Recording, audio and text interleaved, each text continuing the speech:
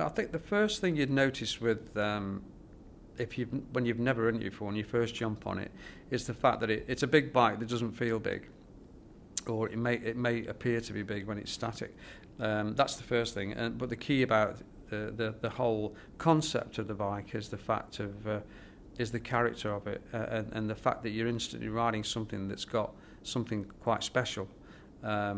If it's either the moment you press the start button and it bursts into life, which is one of it might sound quite silly really, but when you actually press the starter, it does burst into life. It doesn't, it really bangs from the word go, and you think, oh, yeah, that's quite good. It's not a muffled sound, and that's where the character starts.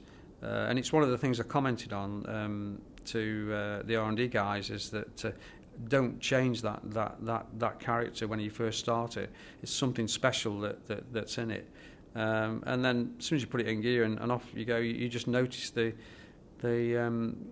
torque in it is quite phenomenal, really. It's something really, really special that you don't get with any other type of engine configuration, which is quite unique.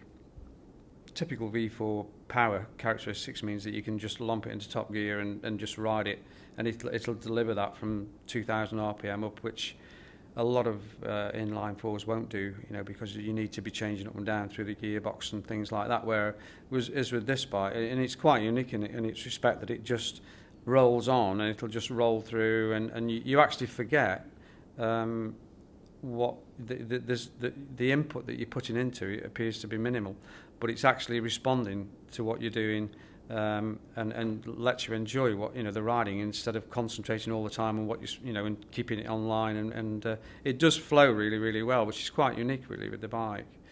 But V4 character is unique in its own right anyway from that respect. One of the key things about it is that no matter what speed you're doing, you get this linear power that comes through, and I can only describe it as being that it completely responds to what the rider inputs into that machine.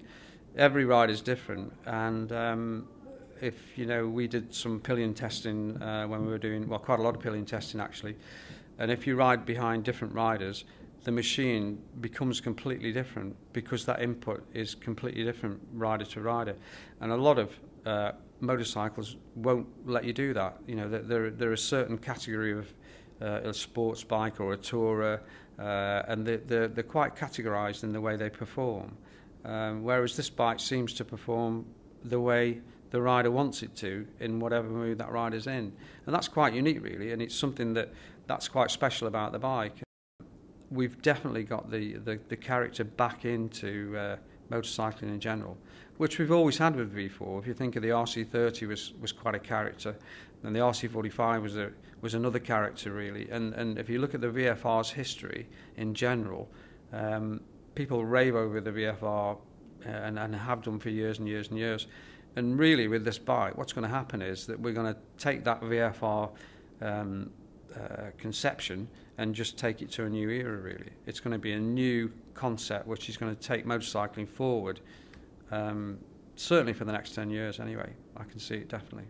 Now on a twisty road, you've got the situation where you lose the fact that it's the size of bike it is, and the fact that you're riding a sports bike, not a super sports bike, and it becomes again whatever you want it to be. Certainly from twisty road riding, it's probably where it's at its best because of the torque and because of the linear power delivery. Again, normally if you're trying to go around a twisty road on a something like a Fireblade or an SP2 or anything of that equivalent, you're working quite hard with the machine to get the machine to do what you want it to do. With the V4, you just forget that. All you do is concentrate on that twisted road and enjoying it, and it just responds almost automatically to what the rider wants. It's quite amazing, really. You don't appear to be having any sort of real input into it or effort. It just flows through, and it's great. Braking, the actual response to the to braking or to acceleration, and the whole power delivery is just very, very linear and very smooth. Make a bad rider look really good, actually. especially me.